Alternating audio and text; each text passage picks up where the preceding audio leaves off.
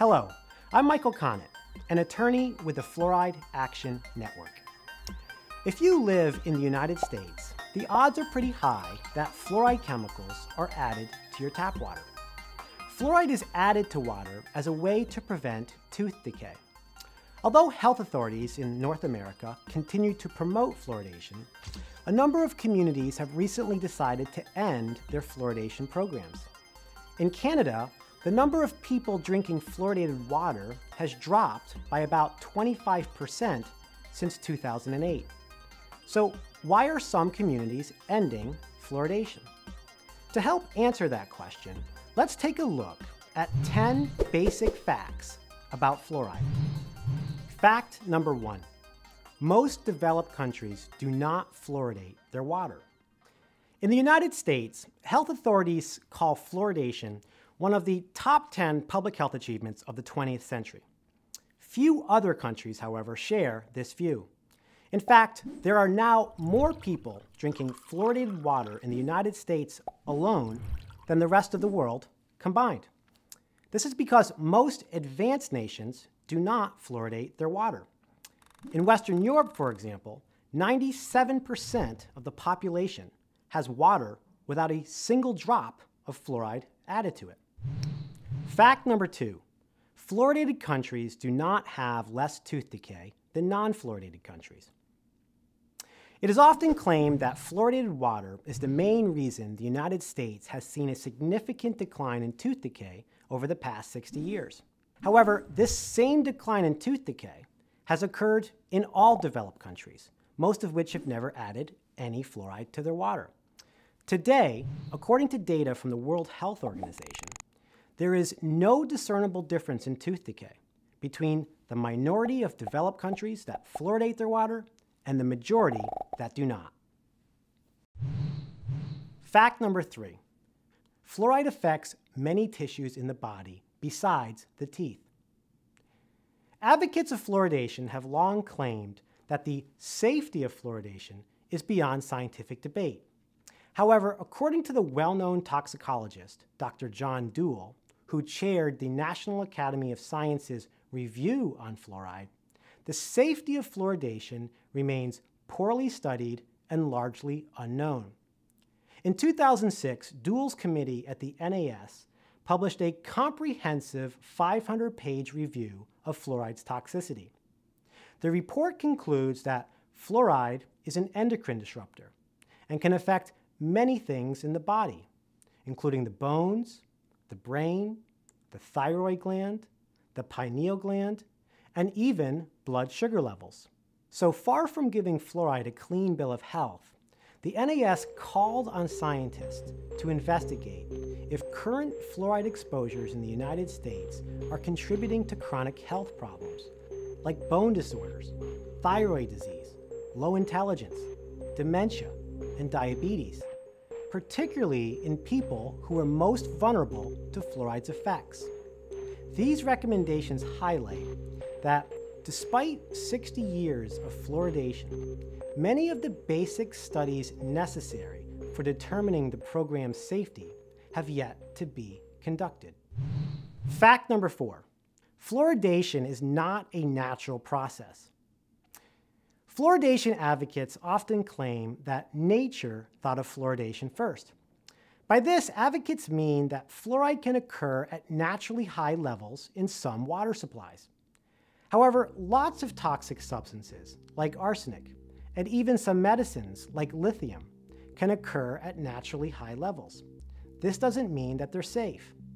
Plus, the level of fluoride that is found in the vast majority of fresh surface water, like rivers and lakes, is far lower than the level of fluoride added in fluoridation programs.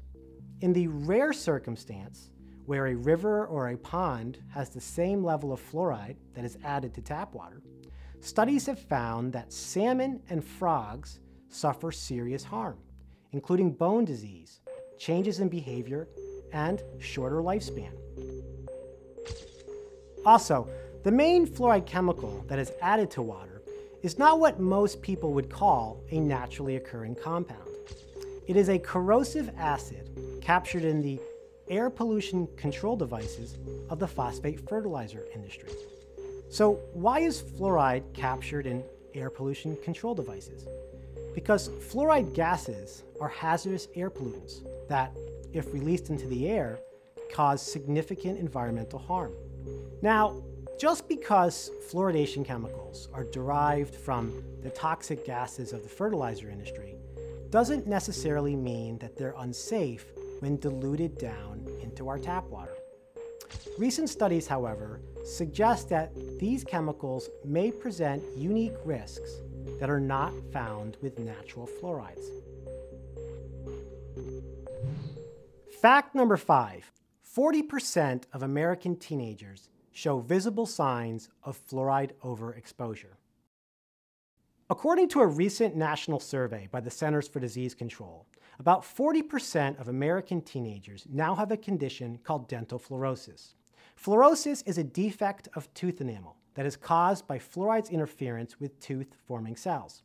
The condition shows as white spots and streaks, and in more severe cases, brown stains and tooth erosion. In the 1950s, health officials claimed that fluorosis would only affect about 10% of children in fluoridated areas and would be limited to its most mild forms. This, however, has proven false. Not only do 40% of American teenagers now have fluorosis, but in some fluoridated areas, the rate is as high as 70 to 80%, with some children suffering advanced forms of the condition.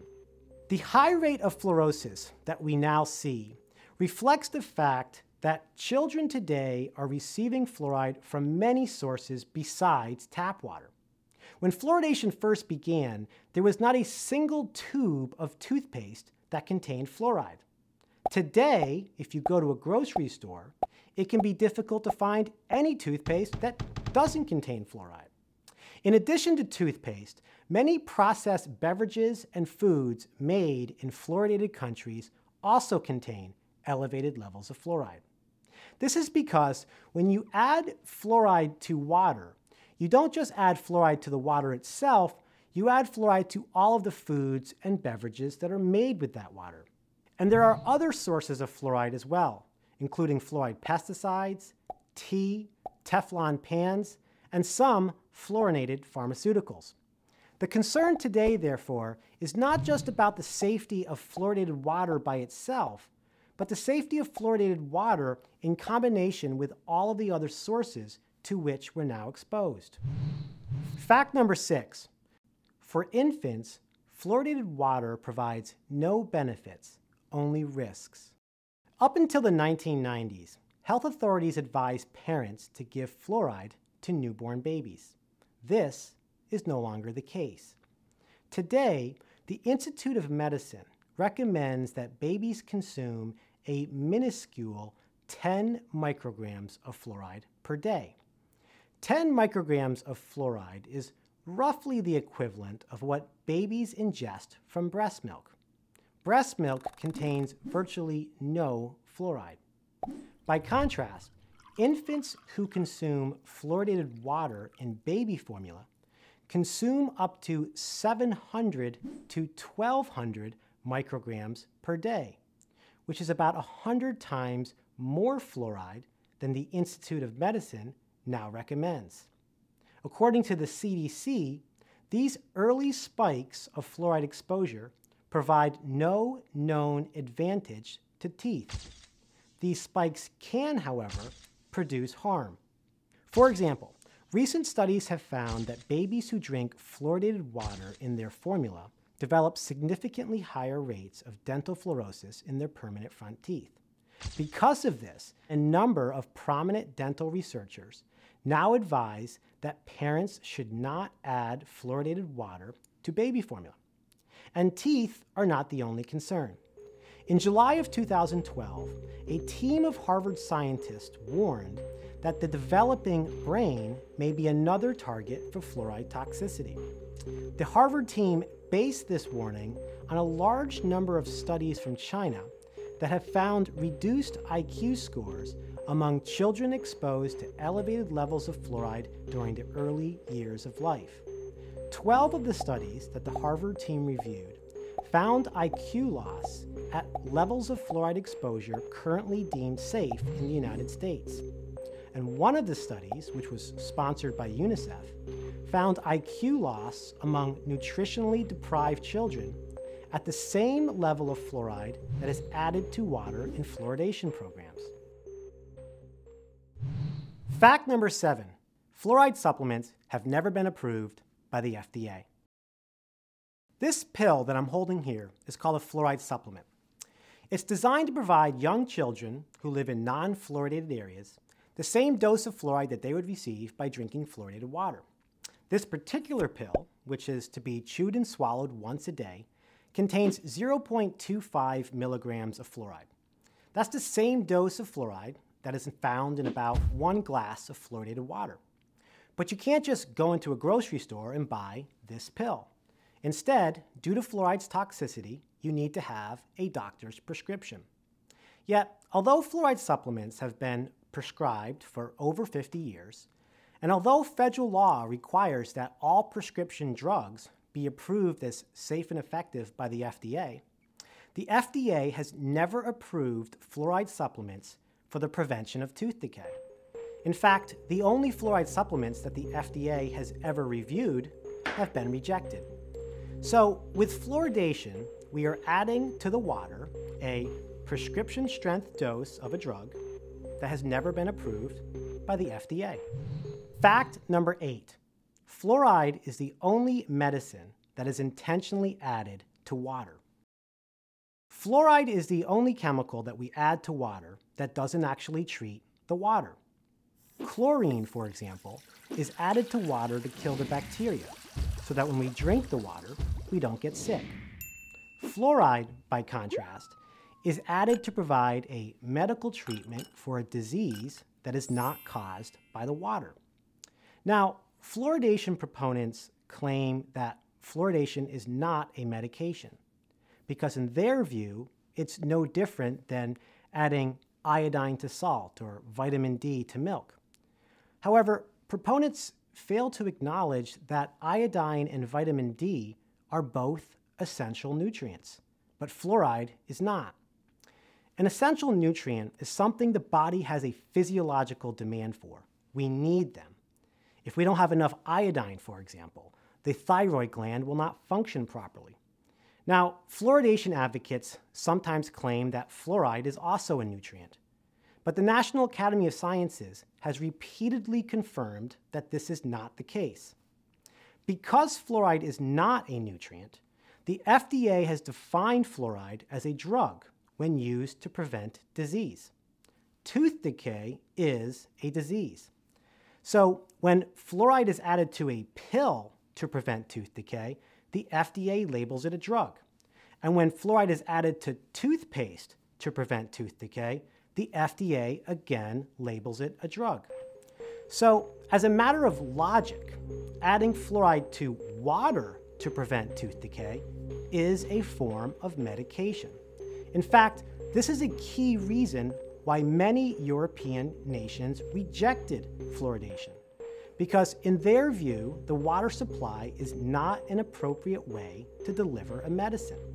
Because with all other medicines, it is the patient, not the doctor, that has the right to decide which medications to take. Fluoridation denies people this basic right. Fact number 9, ingesting fluoride provides little benefit to teeth. When water fluoridation first began back in the 1940s, the medical profession believed that fluoride needed to be ingested to be most effective at preventing cavities. This was why fluoride was added to water and pills, because these are things that people swallow. Today, however, it is widely recognized that fluoride's main benefit does not actually come from ingestion. It comes from fluoride's topical contact with the teeth, a fact that even the Centers for Disease Control has now acknowledged. So with fluoridation, we are not only adding a medicine to water, we are adding a medicine that does not actually need to be swallowed. Fact number 10, disadvantaged communities are the most disadvantaged by fluoride. For many people, the main selling point for water fluoridation is the idea that it can provide dental care to those who can't afford a dentist. In the United States, there is a serious shortage of dentists who will treat low-income patients. Up to 80% of dentists, for example, will not accept children on Medicaid. The notion, however, that we can compensate for this lack of care by forcing poor populations to consume fluoride chemicals is a dangerous one. Here's why. The dose of fluoride that can be safe for a healthy person can be harmful for a person in poor health. Children with nutrient deficiencies, for example, have been found to suffer significantly higher rates of dental fluorosis and greater damage to their brain from fluoride exposure than children with optimal nutrition. And in the 1970s, studies convincingly proved that dialysis patients were suffering incapacitating bone disease from the inclusion of fluoridated water in dialysis treatment. Although dialysis centers now filter the fluoride out, recent studies show that dialysis patients continue to accumulate high levels of fluoride in their bone, high enough to put them at risk for bone damage. So how does this relate to the question of whether fluoridation is good for low-income populations? It relates because kidney disease, poor nutrition, and other health problems are far more prevalent in poor populations than affluent ones. This may help explain why African American and Mexican American children suffer significantly higher rates of dental fluorosis. These disparities in fluoride risks have prompted several civil rights leaders, including the former mayor of Atlanta and the nation's largest Hispanic civil rights organization, to call for an end to fluoridation. And finally, claims that fluoridation can prevent the high rates of tooth decay now seen in poor areas do not withstand scrutiny. This picture shows an example of baby bottle tooth decay. This is the most devastating form of tooth decay seen in poor communities. Studies in the United States have repeatedly found that fluoridated water does not prevent this condition. But the big elephant in the room is this. The vast majority of poor urban areas have been fluoridated for over 30 years, and yet are still suffering from what many are calling a oral health crisis. In Cincinnati, the city's dental director described the state of oral health among poor children as absolutely heartbreaking and a travesty, noting that people would be shocked to learn how bad the problem has become. Cincinnati has been fluoridated since 1979.